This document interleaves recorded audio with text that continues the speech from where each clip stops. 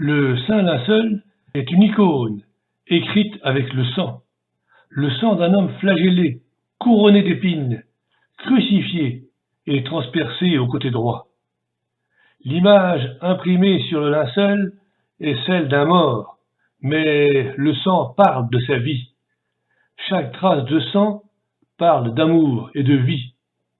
En particulier, cette trace abondante à proximité du flanc, faite de sang et d'eau, ayant coulé avec abondance par une large blessure procurée par un coup de lance romaine, ce sang et cette eau parlent de vie. C'est comme une source qui murmure dans le silence, et nous pouvons l'entendre, nous pouvons l'écouter dans le silence du samedi saint.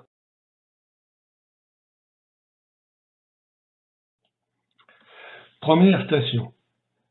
Jésus est condamné à mort. Nous t'adorons, Christ, et nous te bénissons, parce que tu as racheté le monde par ta sainte croix.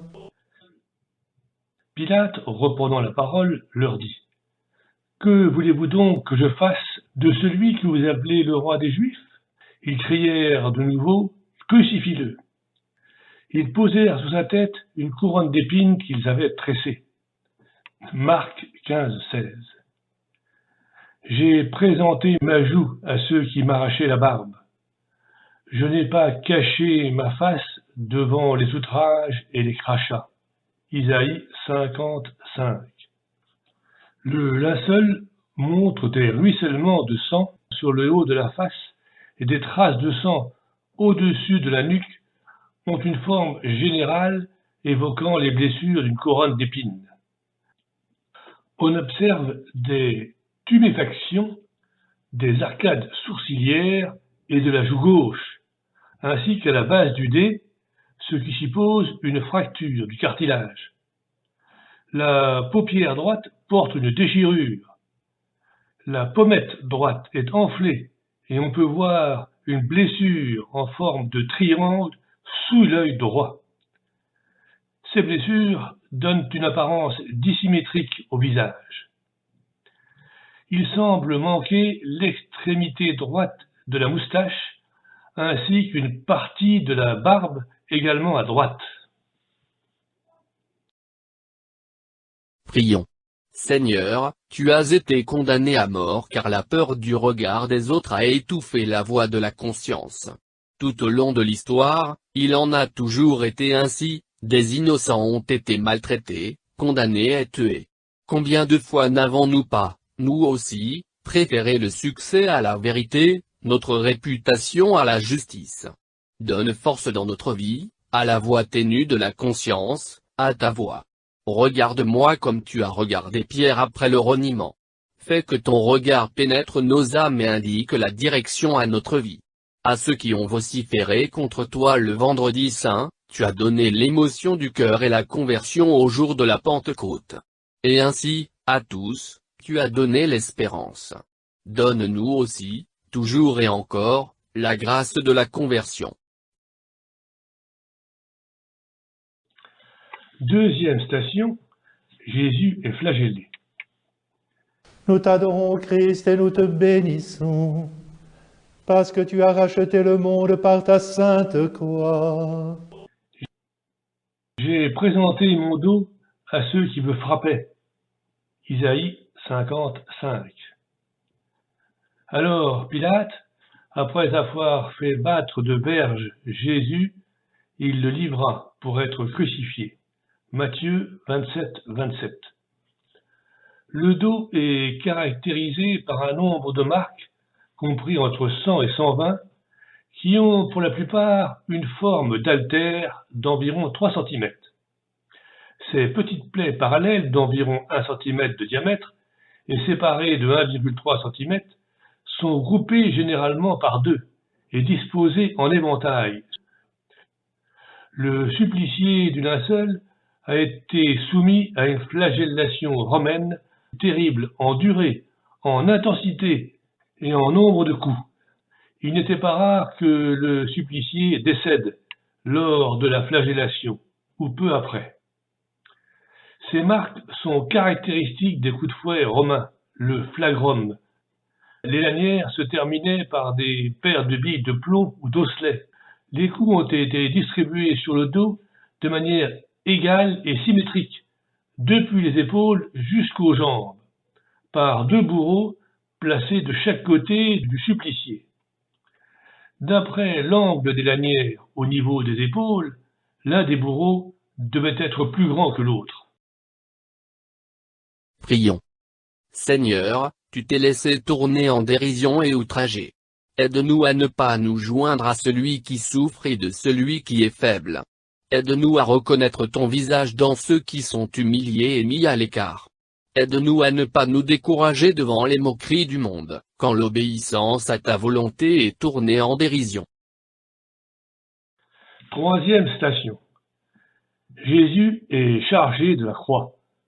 Nous t'adorons, Christ, et nous te bénissons, parce que tu as racheté le monde par ta sainte croix. Maltraité, il s'humilie, il n'ouvre pas la bouche. Comme un agneau conduit à l'abattoir, comme une brebis muette devant les tondeurs, il n'ouvre pas la bouche. Isaïe 53, 7. Après s'être moqué de lui, ils lui ôtèrent la pourpre, lui remirent ses vêtements et l'emmenèrent pour le crucifier. Marc 15, 20. On remarque sur le dos des blessures particulières. Sur l'omoplate droite, une sorte de plaque se prolonge sur l'épaule droite et sa clavicule. Sur l'omoplate gauche, on retrouve ce même type de marque, mais sur une moindre surface. Ces blessures ressemblent à des excoriations. Un grossissement permet de constater que des parties de la peau ont été arrachées à la suite de frottements et d'écrasements sur les plaies déjà existantes dues à la flagellation. L'ensemble des meurtrissures correspond à une poutre portée en travers en haut du dos. Prions. Tu as porté la croix et tu nous as invités à te suivre sur ce chemin. Aide-nous à accepter la croix, à ne pas la fuir, à ne pas nous lamenter et à ne pas laisser nos cœurs être abattus devant les peines de la vie. Aide-nous à parcourir le chemin de l'amour, obéissant à ses exigences, à atteindre la vraie joie. Quatrième station, Jésus tombe pour la première fois. Nous t'adorons, Christ, et nous te bénissons, parce que tu as racheté le monde par ta sainte croix. Ils conduisirent Jésus au lieu nommé Golgotha, ce qui signifie lieu du crâne. Marc 15, 22. Plus bas sur un genou, on distingue des écorchures, semblables à celles d'une chute. On a retrouvé, à l'emplacement du nez, des genoux et des pieds, des poussières d'aragonite, une forme de carbonate de calcium. L'aragonite provient du travertin. L'aragonite se recristallise en calcite avec le temps, mais la plupart des carrières de travertin, en particulier les célèbres et antiques carrières de Tivoli, en contiennent encore. Il y a du travertin à Jérusalem, en particulier près de la porte de Damas. Des exégètes situent le Golgotha sur la route de Damas, alors très fréquentée, mais plutôt à la porte d'Hérode. Prions. Seigneur, Jésus, le poids de la croix te fait tomber à terre. Le poids de notre péché, le poids de notre orgueil, t'a terrassé. Mais ta chute n'est pas le signe d'un destin hostile, elle n'est pas la pure et simple faiblesse de celui qui est outragé. Tu as voulu venir à nous, nous qui, en raison de notre orgueil, gisons à terre. L'orgueil qui nous fait penser que nous avons la capacité de produire l'homme a contribué à ce que l'homme soit devenu une sorte de marchandise, pouvant s'acheter et se vendre, tel un réservoir de matériaux pour nos expérimentations, grâce auquel nous espérons vaincre la mort par nous-mêmes, alors qu'en réalité, nous ne faisons rien d'autre qu'humilier plus profondément la dignité de l'homme. Seigneur, aide-nous, parce que nous sommes tombés. Aide-nous à abandonner notre orgueil destructeur en apprenant, par ton humilité, à nous relever de nouveau. Cinquième station. Le Cyrénéen aide Jésus à porter la croix. Nous t'adorons, Christ, et nous te bénissons, parce que tu as racheté le monde par ta sainte croix. Ils forcèrent à porter la croix de Jésus un passant qui revenait des champs, Simon de Cyrène, père d'Alexandre et de Rufus. Marc 15, 21. L'ensemble des meurtrissures correspond à une poutre portée en travers, en haut du dos. Prions. Seigneur, tu as ouvert les yeux de Simon de Cyrène, lui donnant, par le partage de ta croix, la grâce de la foi. Aide-nous à venir en aide à notre prochain qui souffre, même si cet appel est contraire à nos projets et à nos penchants. Donne-nous de reconnaître que partager la croix des autres, et comprendre vraiment que c'est une grâce de marcher ainsi avec toi. Donne-nous de reconnaître avec joie que c'est précisément en partageant ta souffrance et les souffrances de ce monde que nous devenons serviteurs du salut et qu'ainsi, nous pouvons construire ton corps qui est l'Église. Sixième station. Véronique essuie le visage de Jésus. Nous t'adorons, Christ, et nous te bénissons, parce que tu as racheté le monde par ta sainte croix. Il était sans apparence ni beauté qui attire nos regards. Son aspect n'avait rien pour nous plaire. Méprisé, abandonné des hommes, homme de douleur, familier de la souffrance. Il était pareil à celui devant qui on se voile la face. Et nous l'avons méprisé, compté pour rien. Isaïe 53, 02. Il existe plusieurs voiles dits de Véronique. Le plus connu, la Véronica, est conservé à la basilique Saint-Pierre de Rome. Ce n'est pas un linge mortuaire. Il a fait l'objet de nombreux travaux depuis le XVe siècle, mais il ne semble pas avoir fait l'objet d'examen. Prions. Seigneur, donne-nous l'inquiétude du cœur qui cherche ton visage. Protège-nous de l'obscurcissement du cœur qui ne voit que l'apparence des choses. Donne-nous la sincérité et la pureté qui nous rendent capables de voir ta présence dans le monde.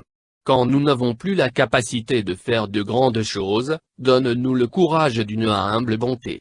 Imprime ton visage en nos cœurs afin que nous puissions te rencontrer et montrer au monde ton image. Septième station, Jésus tombe pour la deuxième fois. Nous t'adorons, Christ, et nous te bénissons, parce que tu as racheté le monde par ta sainte croix. Ils conduisirent Jésus au lieu nommé Golgotha, ce qui signifie lieu du crâne. Marc 15, 22. Plus bas sur un genou, on distingue des écorchures, semblables à celles d'une chute. Prions. Seigneur Jésus, tu as porté notre poids et tu continues à nous porter. C'est notre poids qui te fait tomber. Mais que ce soit toi qui nous relèves, car seuls, nous n'arrivons pas à nous relever de la cendre. Libère-nous de la puissance de la concupiscence. À la place d'un cœur de pierre, donne-nous à nouveau un cœur de chair, un cœur capable de voir. Détruis le pouvoir des idéologies afin que les hommes reconnaissent qu'elles sont tissées de mensonges. Ne permets pas que le mur du matérialisme devienne insurmontable. Fais-nous percevoir à nouveau ta présence. Rends-nous sobres et attentifs pour résister aux forces du mal et aide-nous à reconnaître les besoins extérieurs et intérieurs des autres et à les soutenir. Relève-nous afin que nous puissions relever les autres. Donne-nous l'espérance au milieu des difficultés et des obscurités afin que nous puissions devenir porteurs d'espérance pour le monde. Huitième station, Jésus passe devant les pleureuses. Nous t'adorons, Christ, et nous te bénissons, parce que tu as racheté le monde par ta sainte croix. J'ai présenté mes joues à ceux qui m'arrachaient la barbe. Je n'ai pas caché ma face devant les outrages et les crachats. Isaïe 55. La multitude avait été consternée en le voyant. car il était si défiguré qu'il ne ressemblait plus à un homme. Isaïe 52, 14. Jésus de Nazareth est défiguré. Ses blessures donnent une apparence dissymétrique au visage.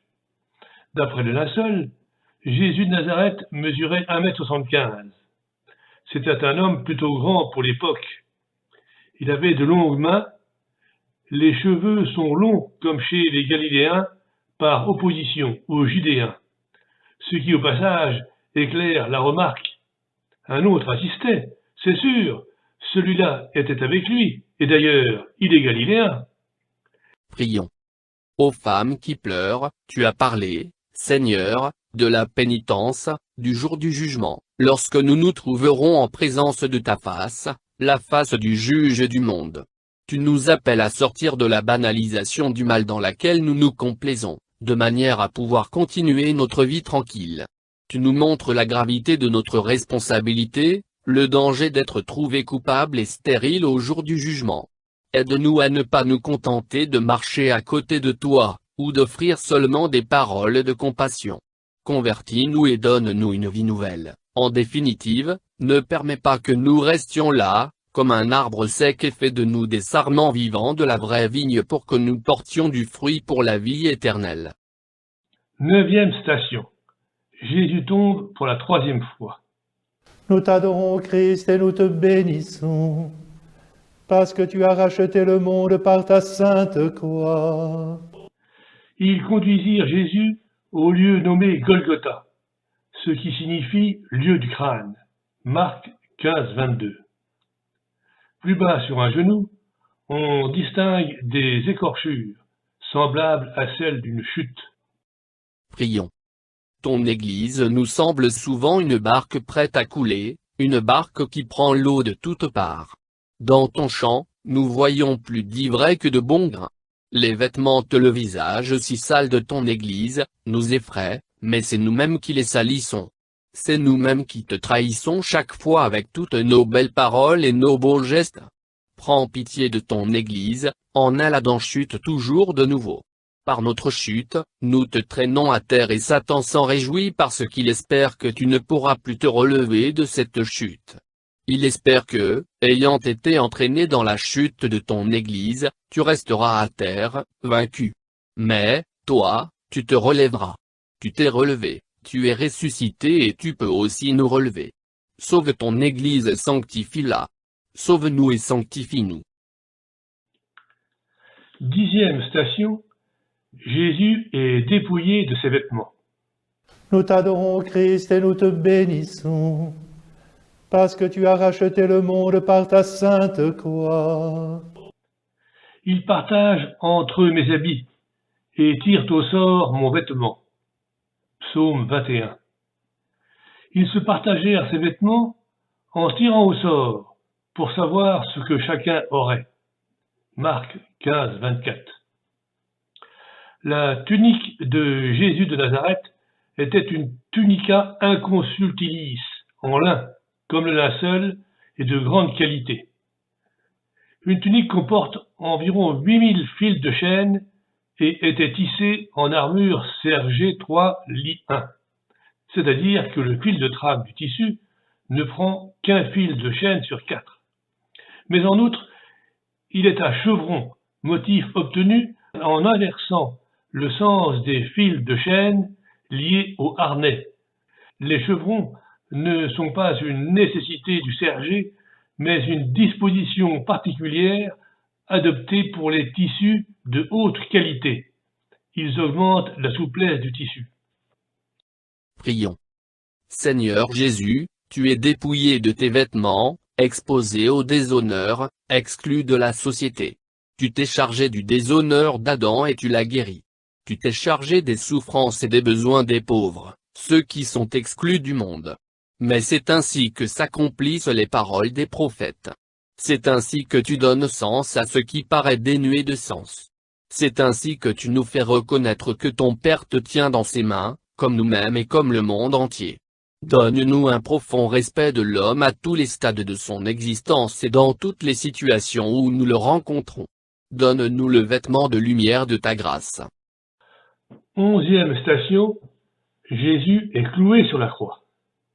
Nous t'adorons, Christ, et nous te bénissons, parce que tu as racheté le monde par ta sainte croix. Il me perce les mains et les pieds. Je peux compter tous mes os. Psaume 21. Ils lui donnèrent à boire du vin mêlé de myrrhe, mais il n'en prit pas. Ils le crucifièrent. Marc 15, 24.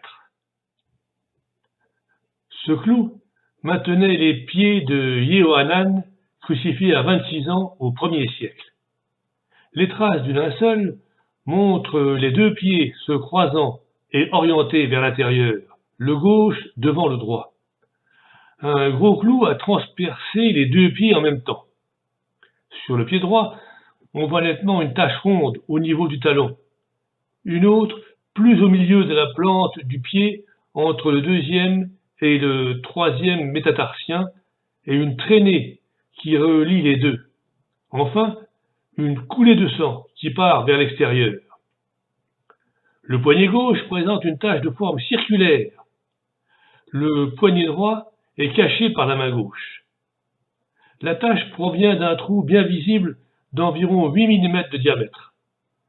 Cette tache est à l'emplacement du clou de fixation au patibulum, le montant de la croix. Nous ne voyons que l'endroit par où est sortie la pointe du clou. Les clous n'étaient donc pas fichés dans la paume, mais assez haut dans le poignet. Prions. Seigneur Jésus-Christ, tu t'es fait clouer sur la croix acceptant la terrible cruauté de cette souffrance, la destruction de ton corps et de ta dignité. Tu t'es fait clouer, tu as souffert sans fuir et sans accepter de compromis. Aide-nous à ne pas fuir devant ce que nous sommes appelés à accomplir. Aide-nous à nous laisser lier à toi, étroitement. Aide-nous à démasquer la fausse liberté qui veut nous éloigner de toi. Aide-nous à accepter ta liberté liée et à trouver, dans ce lien étroit avec toi, la vraie liberté. 12e station, Jésus meurt sur la croix.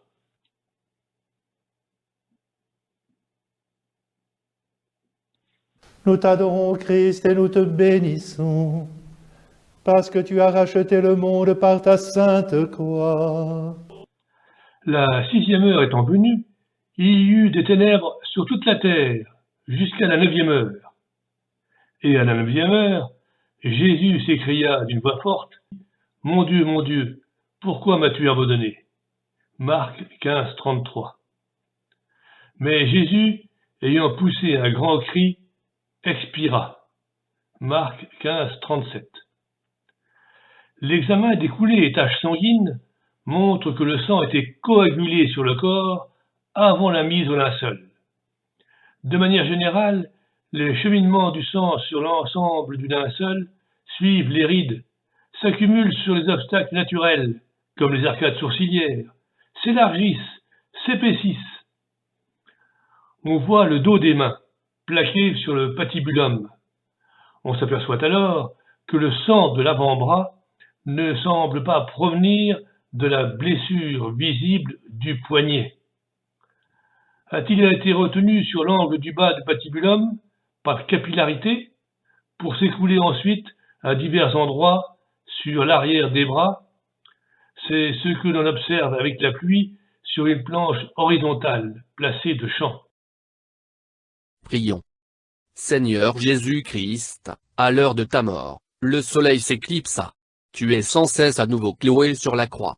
En cette heure de l'histoire, précisément, nous vivons dans l'obscurité de Dieu. À cause de l'immense souffrance et de la méchanceté des hommes, le visage de Dieu, ton visage, apparaît obscurci, méconnaissable.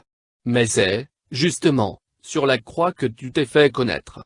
Précisément parce que tu es celui qui souffre et qui aime, tu es celui qui est élevé.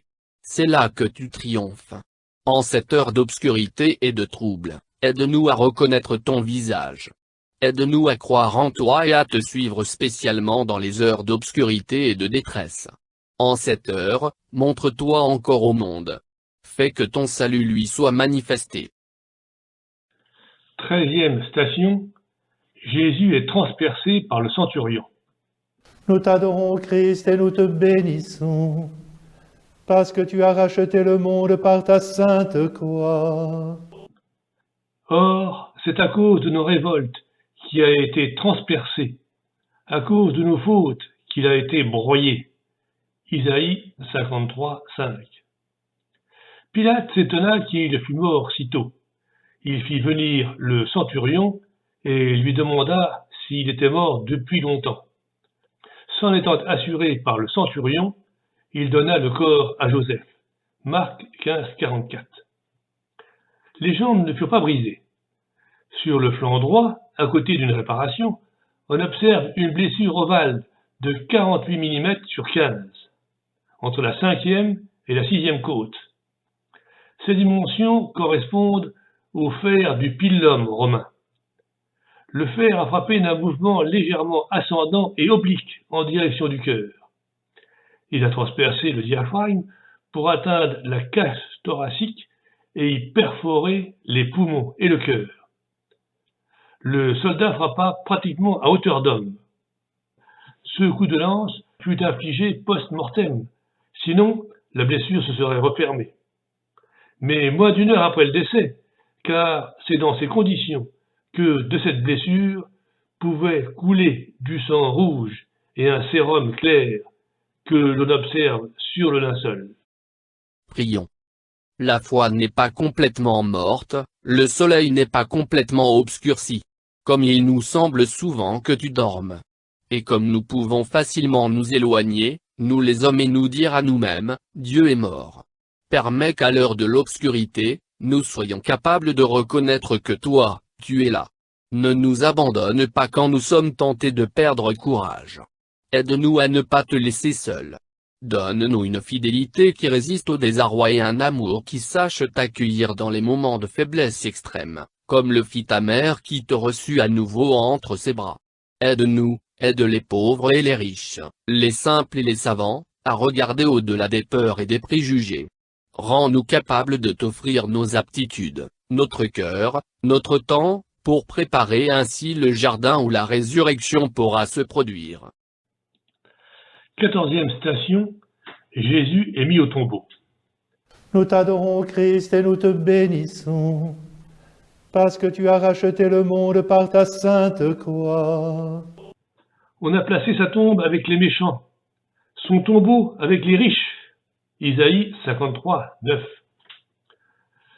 Joseph d'Arimathie prit le corps, l'enveloppa d'un linceul blanc et le déposa dans un sépulcre neuf qu'il s'était fait tailler dans le roc.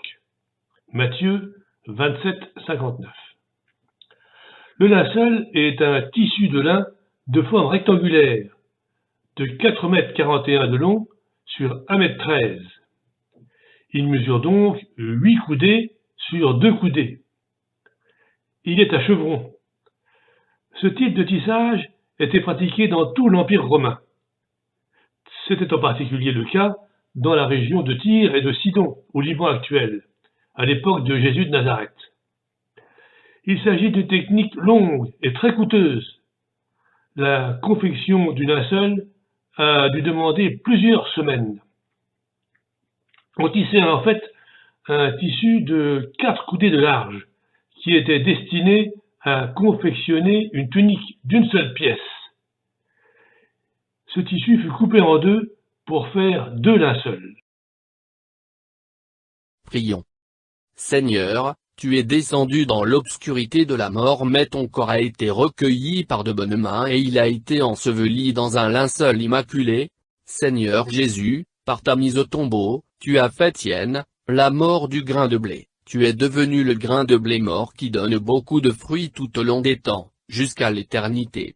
Du tombeau resplendit pour tous les temps la promesse du grain de blé d'où provient la manne véritable, le pain de vie par lequel tu t'offres toi-même. Par l'incarnation et la mort, la parole éternelle est devenue la parole proche, tu te mets entre nos mains et dans nos cœurs pour que ta parole croisse en nous et donne du fruit. Tu te donnes toi-même par l'intermédiaire du grain de blé pour que, à notre tour, nous ayons le courage de nous perdre dans notre vie pour la trouver et que nous aussi, nous ayons confiance en la promesse du grain de blé. Aide-nous à aimer de plus en plus ton mystère eucharistique et à le vénérer, à vivre vraiment en toi, pain du ciel. Aide-nous à devenir ta bonne odeur, à rendre perceptibles les traces de ta vie en ce monde. De même que le grain de blé lève de terre, forme une tige puis un épi, de même, tu ne pouvais rester dans le tombeau. Le tombeau est vide parce que, lui, le Père, ne t'a pas abandonné à la mort et ta chair n'a pas connu la corruption. Non, tu n'as pas connu la corruption, tu es ressuscité et, à la chair transformée, tu as ouvert un espace dans le cœur de Dieu. Fais que nous puissions nous réjouir de cette espérance et que nous puissions la porter joyeusement au monde. Fais de nous un peuple de témoins de ta résurrection.